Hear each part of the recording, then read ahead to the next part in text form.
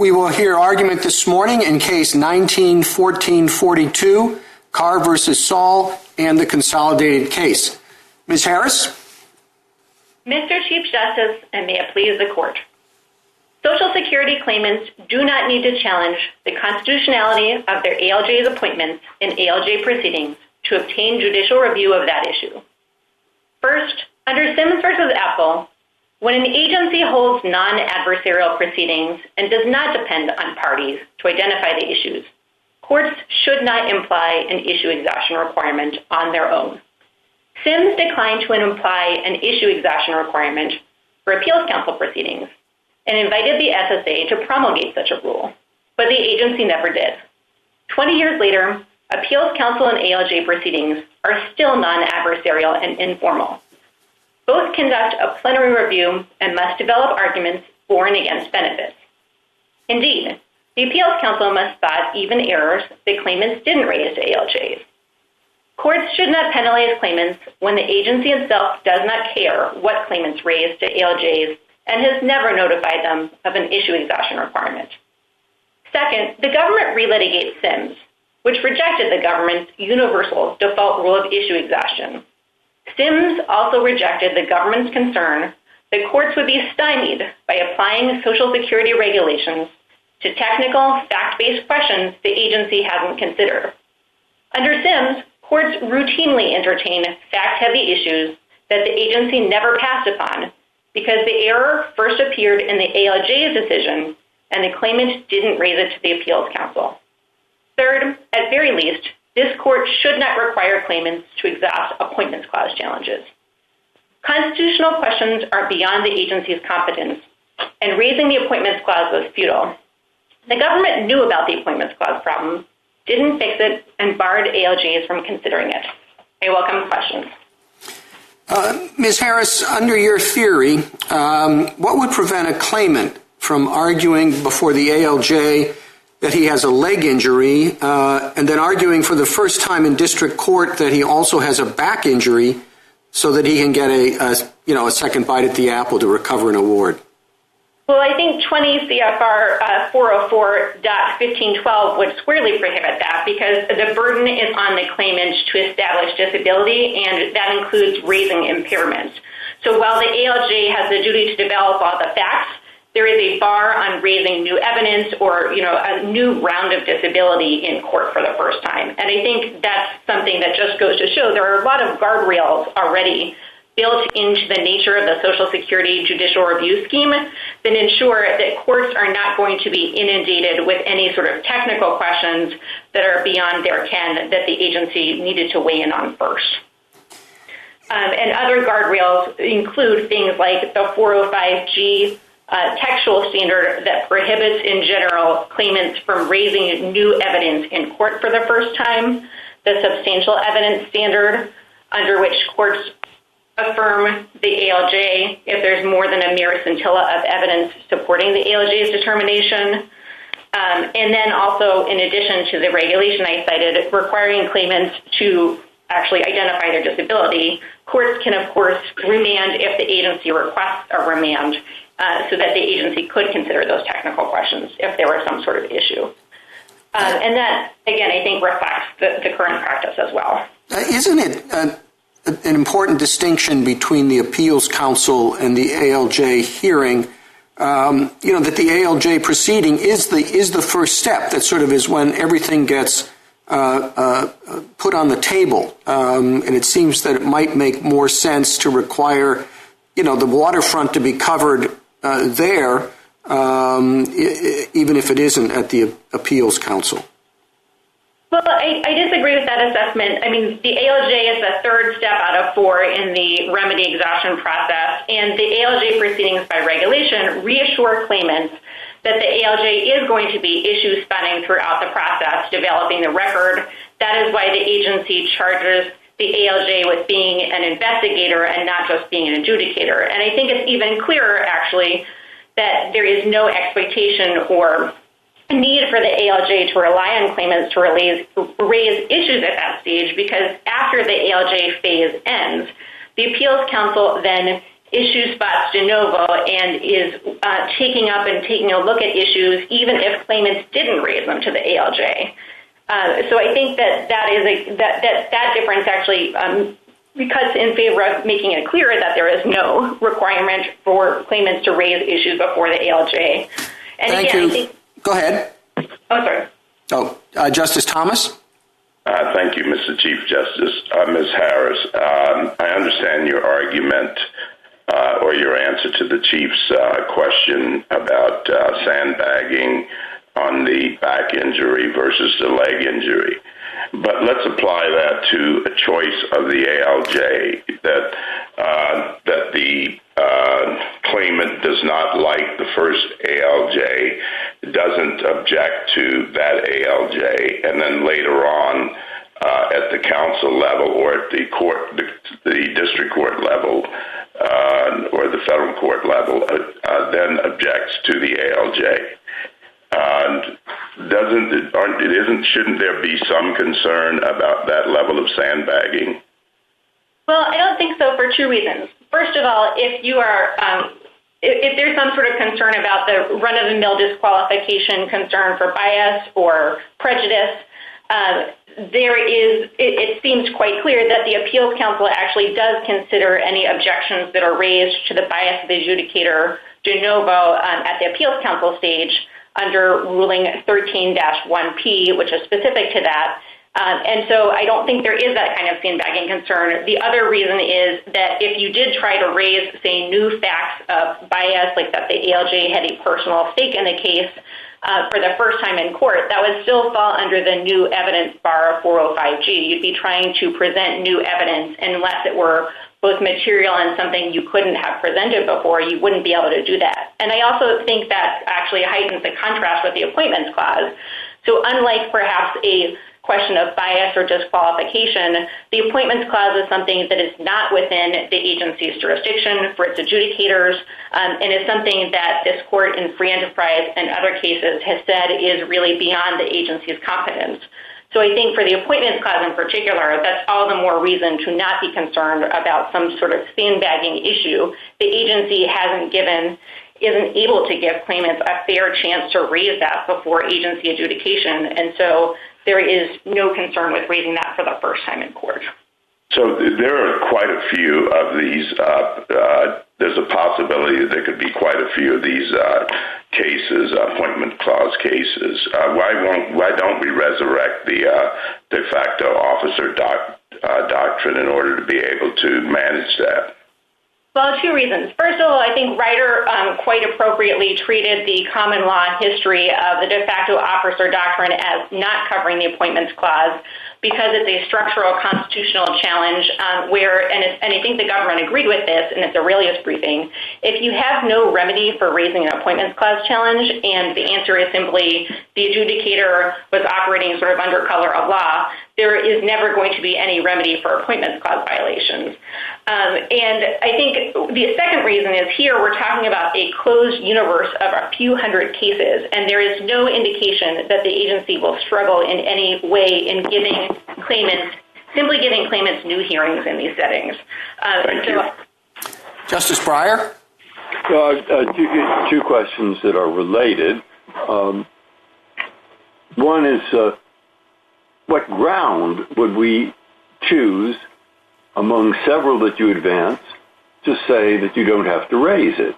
If the ground is the structure of the Social Security Administration, I do share the Chief Justice's suggestion that not necessarily new evidence, but lawyers are very imaginative. They're very good. You sit in your office and you think of excellent arguments that people actually have never raised before, and you bring them all to the district judges. Now, why isn't that a problem? You may not want to say anything extra that you haven't already said. Now, if you go on the ground that, well, they couldn't consider this, the ALJs, it was futile because the agency told them they couldn't, didn't the agency tell them that after your clients were involved in their cases? You want to say anything about those further about those two problems? Sure. So 2 points. First, taking the nature of the Social Security proceedings. I do think Sims actually resolves a lot of the concerns with respect to whether courts are going to be facing sort of new evidence, new arguments, and have problems with them, because most errors that are being raised in court are things that arose in the ALJ decision.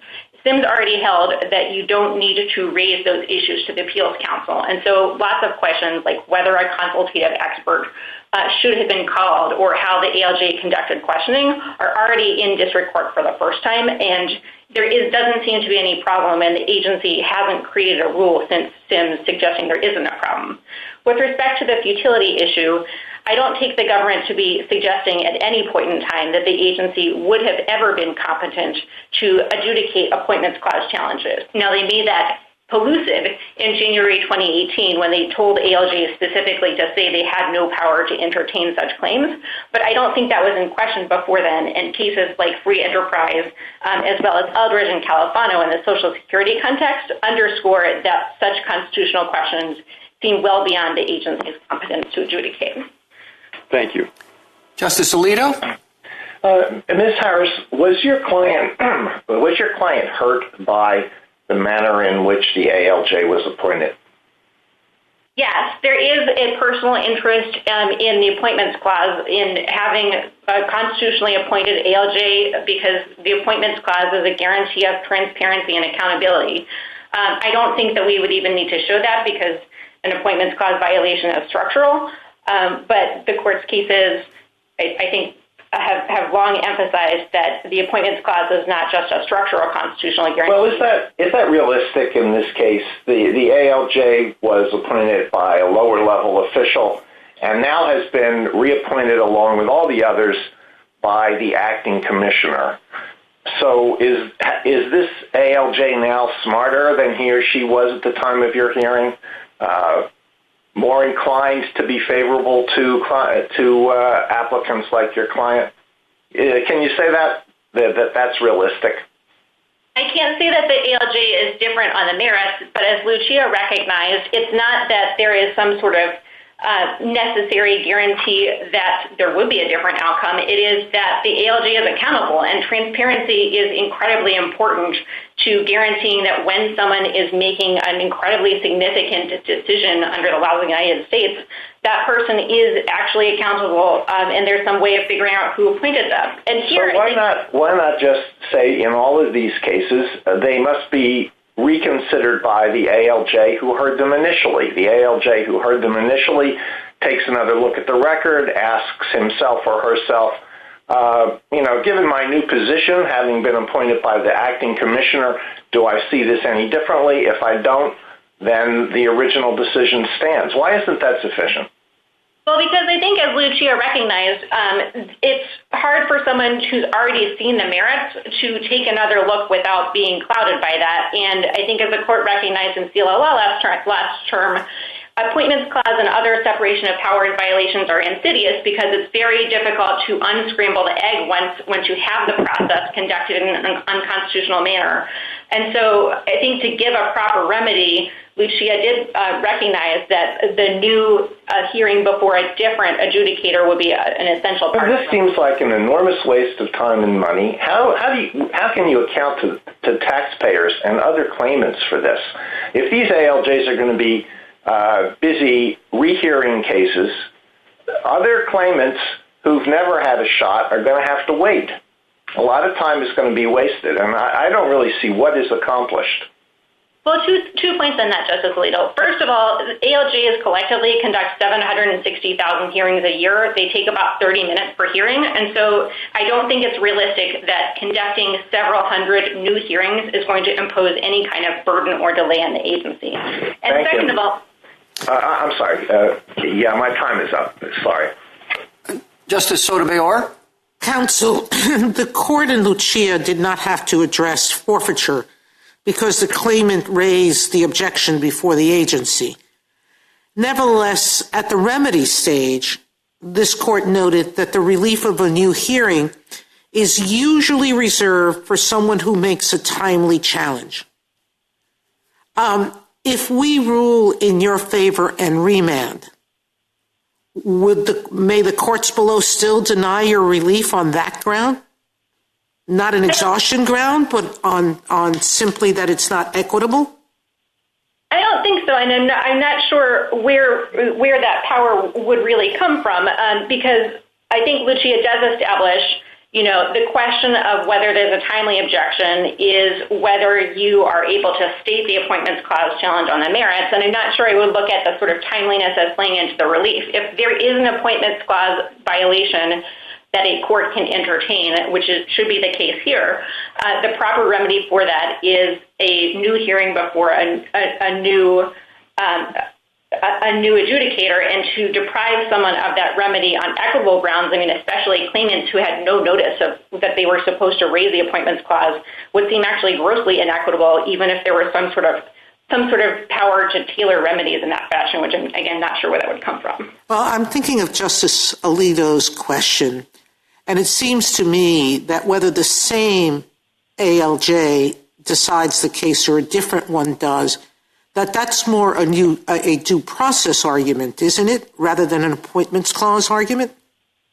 Well, I think you could see it as both. I think Lucia is recognizing that when the appointments clause infects the proceeding, it would in some way, you risk perhaps replicating if you simply replicate the same process that someone has already followed, it doesn't seem like much of a remedy, even simply because the person's already considered the case. And so it just isn't realistic to think that someone will look at it differently. But regardless if you put that under due process or the nature of the appointments clause, I think that is a clearly established remedy in this context.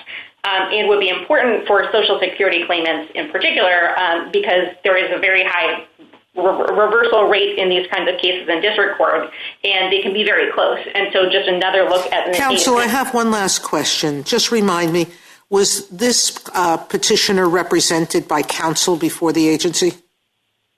So all petitioners were represented by counsel in ALJ hearings. Not all of them were represented by counsel at other stages of the ALJ process. For instance, the request for review, and some of them were not represented by counsel in appeals counsel proceedings either. They had non-attorney representatives who can be people like friends or social workers or other types of non-lawyers. And so we don't think that there should be some sort of special rule simply for represented claimants. That would raise actually a lot of really tough policy questions that seem best suited for rulemaking, which again is something the agency could have done at any point since Sims. Thank you, counsel. Justice Kagan? Ms. Harris, could I take you back to the conversation that you were having with Justice Breyer? Because I wasn't quite sure I understood your answers to him. Imagine that the claim that your clients failed to raise was not this sort of legal/constitutional claim, but really was related to the fact-finding that the ALJ had done. So, for example, a question about the proper conclusion to draw from certain medical evidence in a case, something like that. So would you still say there's no exhaustion requirement in a case of that kind? I would, because I think your hypothetical is actually squarely controlled by Sims. The two questions in Sims that were not exhausted, one of them was about the ALJ's potentially improper questioning of one of the witnesses, and the other was whether the ALJ had weighed the evidence correctly to determine whether to call a consultative expert. And so the question in your hypothetical, too, is something that would only be apparent from the ALJ's decision. And that is something that under Sims already does not need to be exhausted to the appeals council, and that courts are already entertaining for the first time. So, of course, of course, Sims was a plurality opinion, and the fifth vote is Justice O'Connor's opinion, which really relies only on the short form that was applicable in the appeals council, which Justice O'Connor was worried had given claimants the wrong impression, and that they would rely on it to their detriment. So can you really just rely on Sims for the kinds of points you're making? Well, yes, I think Sims, first of all, does have a majority. I mean, 5 justices agreed that the default rule is that if an agency does have non-adversarial proceedings that don't depend on the parties to develop issues and doesn't provide notice, courts don't read in an issue exhaustion rule. And Justice O'Connor's opinion did not just depend on the short form for the request, which, by the way, is materially identical for ALJ proceedings. She also noted that the agency had in no way provided notice of an issue exhaustion requirement at any stage, and also that the appeals council would conduct plenary review of the issues. Again, the exact same thing is true with respect to ALJs. So I think no matter how you slice and dice the Sims opinions, you do reach the same result, which is that the holding is that you do not need to present issues to the appeals council if they arise from their errors that arise from the ALJ decision, and that whether you focus on the notice dimension or the non-adversarial nature of Social Security proceedings, both of them kind of lead to the same result, which is that it is very strange for courts to imply or read in some sort of issue exhaustion requirement that is in serious tension with the nature of the proceedings that the agency itself has chosen to employ, which do not depend on claimants to raise issues, and instead have the agency shouldering that burden on its own. Thanks, Ms. Harris. Justice Gorsuch? Good morning, Ms. Harris. I just have a quick factual question. That January 30th, 2018 emergency message to ALJs telling them not to discuss appointment clause issues if they're raised in front of them. Was that public, or was that, how did you come to find that? So it was very difficult to come by because emergency messages in general are directed at ALJs. The agency appears to have eventually made it public on sort of websites that people track Social Security emergency messages and post them, but it does not seem like the kind of thing that your average claimant, for instance, might have been able to see, let alone other people. I just want to scratch at that a little bit further and understand, is there a process for publishing them, or is this just like somebody's slapped it up on the website and nobody knows pursuant to what rule or how? I'm not sure, and I don't even know that it's the agency that is publishing these on its website. Mm-hmm. It's something that, again, is an internal message that it goes out just to ALJs. And so it is not public. It is instructing ALJs how to do their jobs according to the agency's messaging. Okay. And then I was curious about how it related to your particular clients, whose proceedings I had thought finished before the ALJs before this message. But perhaps I'm mistaken about that. That is correct. So all claimants, all petitioners did complete their proceedings before then. But the January 2018 message is something that confirms what had been evident beforehand, which is that I don't think there's ever been a point beforehand where the Social Security Administration thought that it did have jurisdiction over appointments clause challenges. I think what the emergency message also illustrates is that the agency was very, very aware of the appointments clause problem. And so it's not like the claimants were needed to sort of draw the agency's attention to the fact that its ALJs were likely unconstitutionally appointed. The agency knew that. And in keeping with the just fundamental nature of its adjudicatory process, told ALJs, you can't actually deal with the appointments clause, so don't do anything about it. And all of that, I think, builds up to a clear case of futility under this court's precedent, because not only did the adjudicators not have jurisdiction over the appointments clause question, but they certainly had no power to remedy it. They can't reappoint themselves, of course. My recollection is that the memo went a little bit further than that even, and said don't just not rule on it, but don't discuss it. Mum's the word. Yes, that is correct, Justice Gorsuch. They said you're barred from discussing it. So even if you hypothetically wanted to, as the ALJ or appeals counsel, you knew it was a problem and you wanted to tip claimants off, you couldn't have done that either. Despite your affirmative duty to help parties before you. Yes, despite that duty of helping issue spot, both before the ALJs and the appeals counsel. And I think that also underscores why the Social Security Policy 19-1P that the government points to is such a half a loaf remedy. It's not giving it is essentially requiring people long after the time passed when anyone would be able to do anything differently. It's penalizing them for not objecting in these ALJ appeals council proceedings. Thank you, Ms. Harris. I'm afraid my time's expired. Justice Kavanaugh?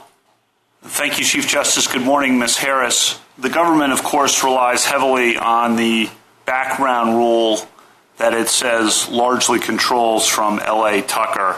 If we were to rule in your favor in this case, exactly what would you have us write in our opinion about L.A. Tucker?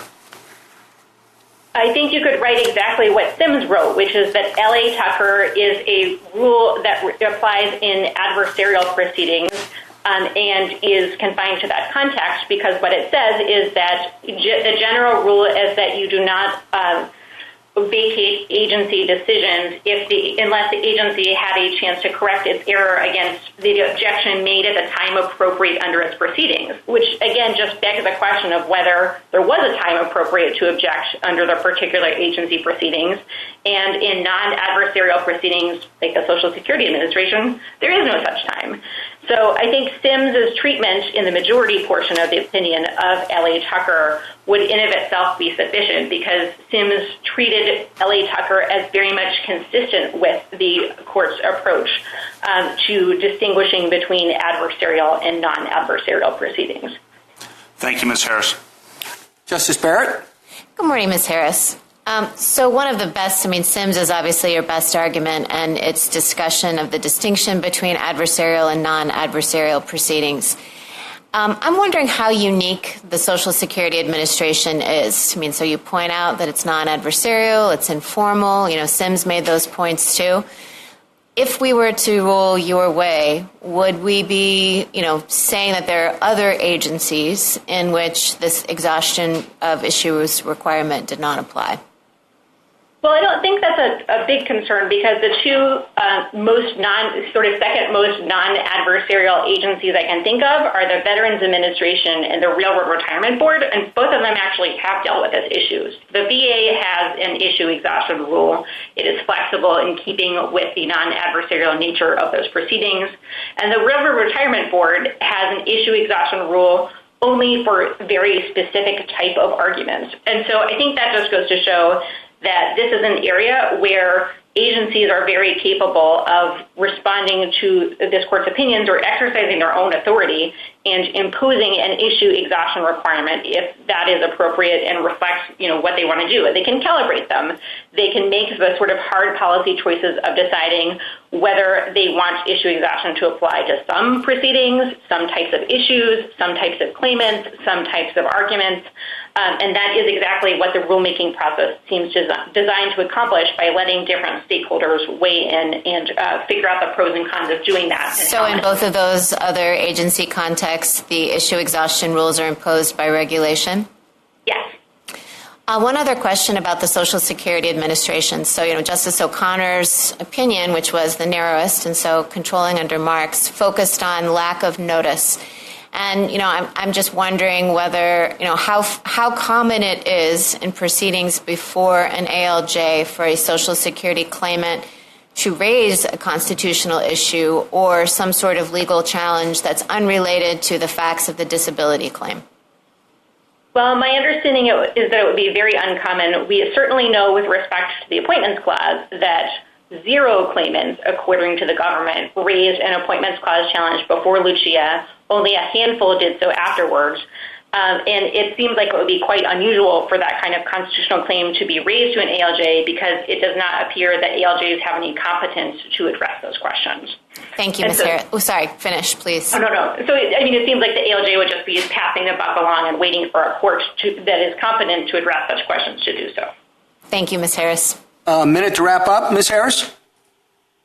Sims invited the Social Security Administration to adopt an issue exhaustion rule. Instead, the agency still encourages claimants to rely on ALJs and the Appeals Council to issue them. If the agency needs an issue exhaustion rule to function, one wonders why it hasn't engaged in rulemaking and at least let stakeholders weigh in. The government's appeals to equity do not add up. An exhaustion rule would disadvantage hundreds of thousands of unrepresented claimants. The government never explains why people in dire need of assistance would hold back arguments just to sandbag the government. and the government acknowledges agencies lack special expertise in constitutional questions like the Appointments Clause. The government knew of the Appointments Clause problem, but kept holding unconstitutional proceedings, and that conceded constitutional violation is easily fixed. Giving a few hundred claimants new ALJ hearings is a drop in the bucket for the agency. Thank you, counsel. Mr. Rayner? Thank you. Mr. Chief Justice, and may it please the court. To resolve this case, the court need only apply either of two well-established rules. The first is the 100-year-old rule that a party challenging agency action forfeits issues not raised during agency proceedings. The courts of appeals have consistently applied that rule in the specific context of Social Security ALJ proceedings for decades. Petitioners suggest that the government is asking the court to change the rules of the game, but the reality is the exact opposite. The second rule is that a party forfeits an Appointments Clause challenge by failing to raise it before the agency itself. Under the traditional de facto officer doctrine, a private party could contest the legitimacy of an official's appointment only in a direct suit against the official himself. That doctrine prevented the enormously destabilizing consequences that could otherwise result. Although the court has since loosened the doctrine, it has critically limited disruption by requiring a timely challenge before the agency. Enforcement of that rule is particularly appropriate here, where petitioners do not identify any prejudice resulting from the allegedly invalid appointment. Petitioners' primary response is to point to this court's decision in Sims, but Justice O'Connor's controlling opinion rested on her conclusion that the agency effectively misled claimants about the need to raise issues. This case is different. The regulations governing ALJ proceedings do not lull claimants into thinking they may forego raising issues, and the consequences of excusing forfeiture here would be far more dramatic. Whereas Sims involved the requirement to raise an issue before a particular adjudicator, petitioners contend that claimants may decline to raise an issue before the agency at all. The court should reject petitioners' request to work an evulsive change in the law and affirm the judgments below. Counsel, a number of amici quoted an ALJ saying that a hearing is no worse than if you and me were just sitting in your living room talking about your life. You began by saying the Appointments Clause concerns are well established, but I don't think they're very well known. It's hard to imagine people sitting in the living room talking about their lives and saying what important a role the Appointments Clause has played, when they were growing up. Isn't the expectation that a claimant would raise an issue under the Appointments Clause, which, however important to us lawyers, is pretty obscure, in such a setting where the ALJs themselves view it as a very informal and casual setting? I don't think so, Your Honor. The regulations here are materially distinct from those in Sims, and they make clear that the claimant has to be an active participant, including objecting to prejudice on the part of the ALJ. And in other contexts, we require pro se claimants to abide by procedural requirements. In Woodford, for example, this court rejected arguments that unrepresented prisoners shouldn't have to exhaust properly to satisfy the PLRA exhaustion requirement. And so I don't think requiring claimants to raise this type of issue here is in any way unusual. And on top of that, there have been some suggestions that an ALJ has an affirmative duty to raise the Appointments Clause argument for the claimant, but that's just not correct. The ALJ has the duty to investigate issues that were raised by the reconsideration decision, but of course the Appointments Clause issue wouldn't have been raised by a reconsideration decision, and then has the discretion to raise additional issues. But there's certainly no duty on the part of the ALJ to raise an Appointments Clause challenge against himself. In 1 minute, give me your best shot on Sims. Yes, Your Honor. I think Sims is distinct in two respects. First, the regulations, as I mentioned, are different.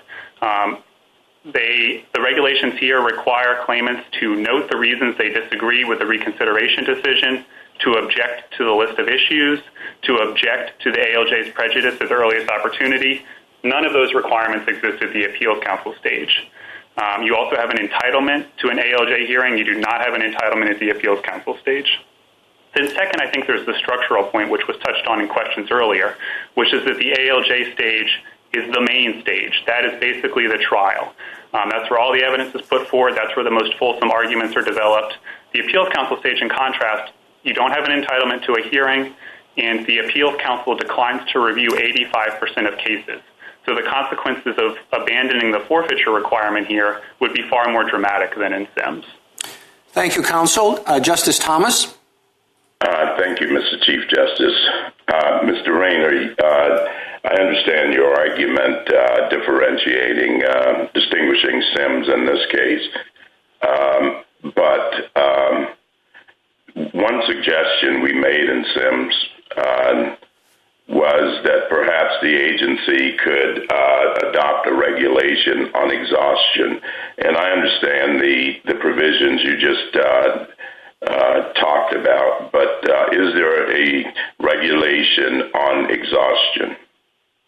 No, we are not advancing the argument that any particular regulation requires issue exhaustion here. And there's obviously change costs to adopting a regulation of that kind, and I think the agency hasn't felt the need to undergo those costs given the well-established background rule. I think it's important not to lose sight of the fact that the courts of appeals have virtually uniformly applied issue exhaustion requirements to ALJ proceedings for decades. And apart from the three circuits in the circuit split under review that have sided with petitioners have not identified a single court of appeals in history that has rejected issue exhaustion at the ALJ stage for Social Security proceedings. What is that exhaustion based on, Mr. Rayner? So if it's not statutory and it's not regulatory, what is it based on? Justice Thomas, it's a common law rule, as this court recognized in Sims and in L.A. Tucker, and I don't think there's anything unusual about that because it goes to the types of arguments that the courts themselves will consider, and obviously those are anodyne. Our legal system is littered with those sorts of rules. For example, the rule that a court will typically only consider things that were pressed or passed on below, or the rule that a court won't consider arguments raised for the first time in a reply brief. Those are all common law rules. We acknowledge, because this is a common law rule rather than a regulatory rule, that it is subject to common law exceptions such as futility and so forth. The petitioner makes quite a bit of the distinction between adversarial hearings and inquisitorial hearings. Could you address that or respond to that briefly? Yes, Justice Thomas. Obviously, in Sims, the court did recognize that as a relevant consideration, but we agree with Justice Barrett that Justice O'Connor's opinion in Sims was controlling, and she was only willing to dispense with the forfeiture rule because on her reading, the Social Security Administration had effectively misled claimants. And I don't think there's any plausible claim here, given the regulations I've cited and given other aspects of the proceeding, that the agency has misled claimants. So the non-adversarial aspect of the proceedings would not alone be enough. And I just want to note that L.A. Tucker, of course, is not the only basis on which this court could rule in our favor. Ryder and Lucia and the de facto officer doctrine are an analytically independent basis for ruling for the government, and the rule in those cases doesn't depend on the non-adversarial quality of the agency proceedings. Thank you. Justice Breyer? Good morning. I thought you said, which you did, that this is basically a common law area issue exhaustion. And I'd thought, I'm not positive, but I'd thought that there was a pretty well-established exception to the need to exhaust an issue where it is a constitutional issue and maybe another one where it's futile. Well, I mean, here you have a memo of some kind saying don't even decide this, the ALJs, and maybe that was a well-recognized idea before. They shouldn't decide it. Futile. And also constitutional issue, fundamental structure, not within the area of the expertise of the ALJ. All right, so what do you do with those, if I'm right? Justice Breyer, we acknowledge that there's a futility exception, but courts have construed it narrowly. It only applies when there is utter futility. In Weinberger v. Salphy, for example, the court said that it would not substitute its conclusion of futility for the secretary's. And obviously here, the commissioner does not think this was futile, and indeed it wasn't, because the commissioner had the power to ratify ALJs, which she eventually did. As to the constitutional issue that you note, we do not agree that there is a categorical exception for constitutional arguments. Richardson required exhaustion of a constitutional argument in the Social Security context, and all of the cases, including Weinberger v. Salphy, Matthews v. Diaz, Matthews v. Eldridge, all of those depend on particular circumstances, such as whether additional delay would inflict irreparable harm on the claimant, that are not present here. So we would strongly dispute the existence of a categorical constitutional exception. Thank you. Justice Alito? My questions have been covered. Thank you. Justice Sotomayor? So have mine. Justice Kagan? Mr. Rayner, I'd like to go back to Justice Thomas's question to you. You said, well, you didn't really need to adopt a regulation. I mean, I guess I'm just wondering about that, because you told the court in Sims, I think, that the SSA had the matter of issue exhaustion under review, and the court specifically noted in that opinion that, of course, SSA could adopt a regulation. I mean, if this matters so much to SSA, it seems as though it would not have taken a whole lot of effort to adopt a regulation. It's certainly possible, Justice Kagan, that the agency could have done so, and we agree that is a step it could take. But again, there are change costs associated with any type of overhaul like that, and particularly in this context where the circuit case law has been virtually unbroken for literally decades. I think the agency has justifiably felt that it can rely on the background rule without seeking to overhaul that through a regulation. Well, how much is it relying on the background rule? How often does SSA raise an exhaustion claim in court? I think it varies, Your Honor, depending on the types of claims that are being raised by claimants. So the agency, for example, is much more likely to raise a forfeiture argument against a represented claimant than against an unrepresented claimant. And then, of course, there are certain issues that come up periodically, like this one, where, like the appointments clause issue, where it will have to be forced to raise exhaustion basically across the board to ward off a large number of claims. And I think it's important to note just one point about the number of claims here.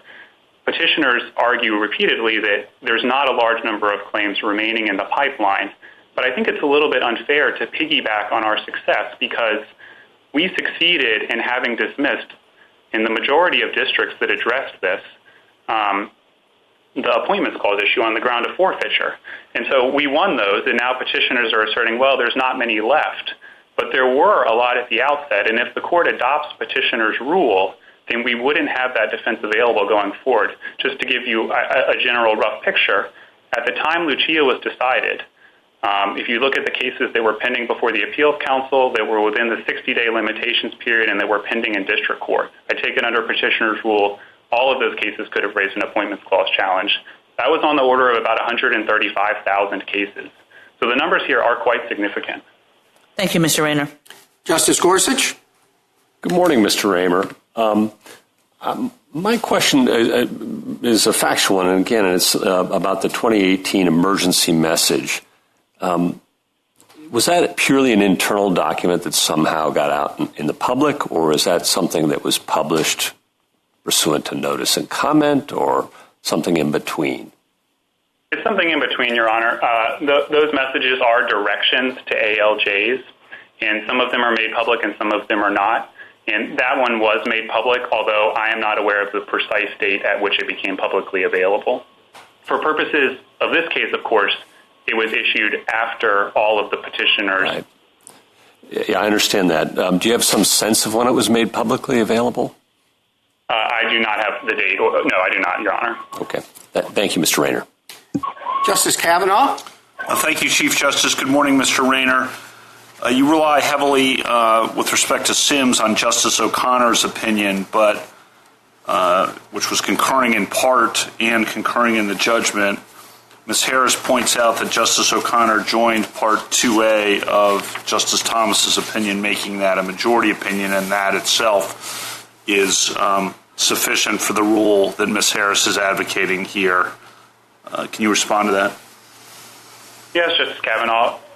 Obviously, a majority did join that part, and that part of the opinion did acknowledge that the adversarial quality of the proceeding is a relevant consideration.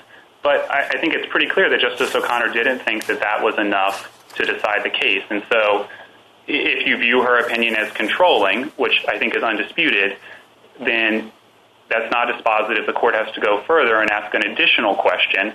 And under her opinion, that additional question is, did the agency effectively mislead the claimant? And I don't think petitioners can make that showing here. And again, I will just point out that L.A. Tucker and Sims, that's one way to resolve this case. But the de facto doctrine is an additional basis for ruling in favor of the government, and petitioners have very little response to the timeliness requirement articulated in Ryder and Lucia. You've given us alternative ways you could win. If you were to lose, what's your preferred approach?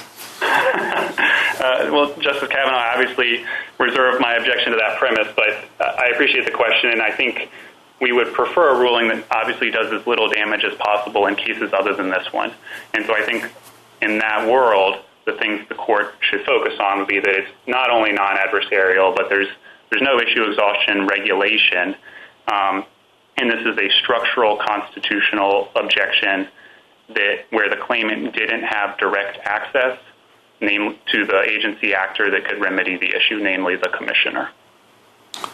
Appreciate the answers, Mr. Rayner. Thank you very much. Justice Barrett? Good morning, Mr. Rayner. So I have a question about the adversarial, non-adversarial distinction, too. As Justice Kavanaugh just pointed out, that portion of Justice Thomas's opinion did command a majority of the court. One of the reasons, in an adversarial system, the issue exhaustion requirement makes sense is that both sides have every incentive to raise all the issues that would benefit them. In this kind of proceeding, which is non-adversarial, where a claimant has come to the Social Security Administration and come to the ALJ wanting him to give or her to give the claimant benefits, what incentive does the claimant have to say to the ALJ, you actually can't give me benefits and you can't adjudicate this proceeding because your appointment should have been made under the appointments clause? Especially when, the claimant's interest is in speed of getting the disability benefits as soon as he or she can. So if you could address that.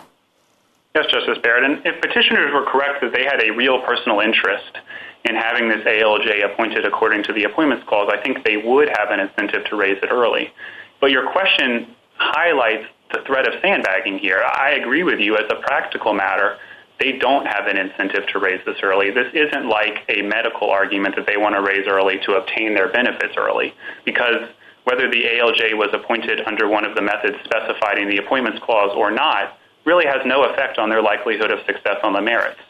So in this context, the petitioners and other claimants have every incentive to litigate on the merits through the ALJ and agency proceedings, and then once they get to district court, to pull out the appointments clause argument to obtain a free do-over if they weren't successful the first time around, which is precisely what is occurring here. So I agree with you about the practical incentives, and I think that confirms the threat of sandbagging in this particular context. Well, it also raises the question of why an issue exhaustion requirement makes sense in this non-adversarial context. But let me put that aside because I do want to ask you, do you agree with Ms. Harris that the only other agencies that this holding might affect would be the VA or the Railroad Retirement Board? Your Honor, I'm not willing to make a statement that categorical, and with respect, I'm a little hesitant to wade too much into other agencies because there's a lot of litigation ongoing involving those other agencies and whether or not their regulations require issue exhaustion. So obviously, to the extent courts rejected those arguments, then we would be reliant on the common law rule. But just to be clear, the Social Security Administration is obviously far and away the most important for this question. I mean, it has 1,600 ALJs. The total in the federal government combined is only about 1,900, and it adjudicates an enormous number of claims compared to other agencies. Thank you, Mr. Rayner. Mr. Rayner, you have about 10 minutes left if you want to proceed with your argument. Thank you, Mr. Chief Justice. I'd like to focus on just a couple of topics. Petitioner's presentation has focused heavily on the notion that it is unfair to expect unrepresented claimants to raise legal challenges before the agency. This court has already rejected that argument in Woodford, which involved administrative exhaustion by unrepresented prisoners. The baseline rule in our legal system is that if a party chooses to proceed pro se, he is still responsible for complying with basic procedural requirements. Mr. Rayner, I wonder if there's a sliding scale approach to this. I mean, it's one thing to expect a pro se a plaintiff not to raise an obscure lawyerly issue like the appointments clause, but maybe different under the due process clause. I mean, if it's an issue that so-and-so told me that I wasn't entitled to these damages, or, I had this, I never got the letter from the government saying this, but they don't raise that until the district court. I mean, it seems to me that might be a stronger argument for waiver than the appointments clause. Is there any basis for such a sliding scale approach? I don't think so, Mr. Chief Justice. I think the best approach here, which requires the least policy making by the courts, is just a clear background rule. But if the court wanted to calibrate a rule to the specific circumstances, the issues to focus on here would be twofold. One is that this isn't the kind of question that the ALJ has a duty to raise. And so there's all the more onus on the claimant to raise it. And then second, I think the main thing that should drive the analysis in this case is the fact that there's no allegations of prejudice whatsoever.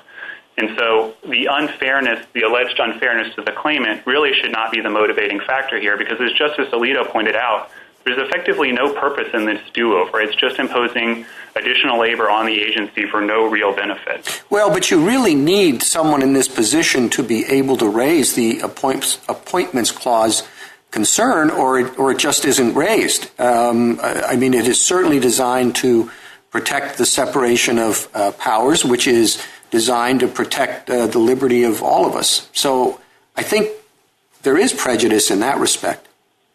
Right. Yes, Your Honor. We're not trying to downplay the significance of the appointments clause, but I think the remedy for an appointments clause violation has to be understood against the history of remedies. And traditional de facto doctrine, the only way to obtain a remedy for this kind of alleged harm was through a writ of quo warranto, where the officer was a direct party in the suit, and another party could obtain prospective relief.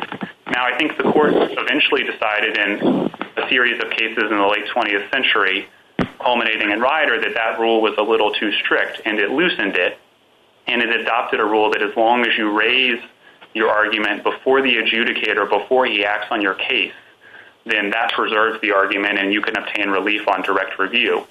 Yeah, counsel, if the only reason for providing relief in a case like this is to provide an incentive for parties to raise appointments clause claims, does our case law allow us to draw a distinction between the party who gets to the Supreme Court, or perhaps a limited category of parties who are similar, and everybody else who might be covered by an eventual holding that a category of appointments was unconstitutional? Your Honor, I think there are certain lines the court could draw. It could apply its ruling prospectively, perhaps. Of course, there are hundreds of these still pending in the lower courts, but that would eliminate many of the prior ones. It could adopt a rule in a similar vein that collateral attacks aren't permissible. But I think the right rule is the one the court adopted in Ryder, which is that you have to raise it before the adjudicator, before he acts on your case, and that provides a sufficient incentive to raise these kinds of claims, and that requirement obviously wasn't satisfied here. On the history of the de facto doctrine, I'd also like to just make one additional note, which is that petitioners suggest that it traditionally did not apply to constitutional claims, and that assertion is patently ahistorical. The court applied it to constitutional claims in Ex parte Ward. Norton contains one of the court's most extended discussions of the de facto doctrine, and that discussion makes clear that it applies to constitutional claims. And in distinguishing some of those cases, Ryder mentioned that they didn't involve constitutional claims, but there it was talking about McDowell and Ball, which were statutory challenges. And the prospective rule that Ryder announces is that you have to raise a timely challenge to the adjudicator. And so we disagree that historically this wouldn't have covered constitutional claims. And if petitioner's claim doesn't fall within the narrow exception that Ryder adopted, which it plainly does not, then it falls within the background de facto rule and is categorically barred. Petitioners have also suggested at points that the court should not fix a problem of the agency's own making, but that inverts what's actually going on here. This court has applied a background exhaustion rule for 100 years. The courts of appeals have uniformly applied that rule to Social Security ALJ proceedings for decades. And apart from the decisions in the circuit conflict under review, all of which rely on reasoning specific to the appointments clause, petitioners haven't identified a single court of appeals decision in history rejecting the forfeiture rule as applied to ALJ hearings under the Social Security Act. The agency has reasonably relied on that well-established and virtually unquestioned rule, and it's petitioners that are asking this court to change the rules of the game. Well, Mr. Rayner, are there any judicial decisions after Sims which accepted the government's argument on this question? Yes, Justice Kagan, and there's about 5 courts of appeals that have continued to apply forfeiture at the ALJ stage after Sims. Those cases are listed at pages 30 and 33 of our brief. And petitioners have suggested that there are guardrails that would prevent any type of factual issues from arising unexhausted to the courts of appeals. But I think as those decisions indicate, that's just not the case. Oftentimes, there will be factual arguments that the ALJ failed to properly develop the evidence or failed to reconcile alleged conflicts in the evidence, and that will become apparent to the claimant during ALJ proceedings, and the claimant will be able to object at that time. Counsel, how many of those cases that you're referencing from the Court of Appeals didn't rely on other statutory or regulatory exhaustion requirements that are in place? Justice Sotomayor, all the cases I'm talking about were in the Social Security context. So those 5 circuits were all relying on the common law rule because the government has not asserted that there is a regulatory or statutory issue exhaustion requirement here. And so in this context, in the Social Security context, I think petitioner's argument really just boils down to Sims. Sims does not control this case. The regulations governing ALJ and Appeals Council proceedings are meaningfully different. The ALJ regulations require claimants to list the reasons they disagree with the reconsideration decision, to object to the list of issues contained in the notice of hearing, to object to any prejudice on the part of the ALJ at the earliest opportunity. The Appeals Council regulations require none of those things. There's simply no plausible argument that claimants might be misled into thinking that they are entitled to sit on their hands throughout ALJ proceedings. And under Justice O'Connor's controlling opinion, misleading is what is required. The consequences of petitioner's position here would also be far more dramatic than they were in Sims.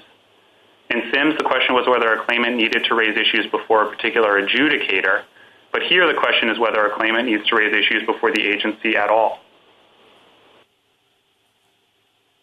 If the court has no further questions, then I'll just close briefly by noting that there are 2 independent grounds for affirming the judgments below.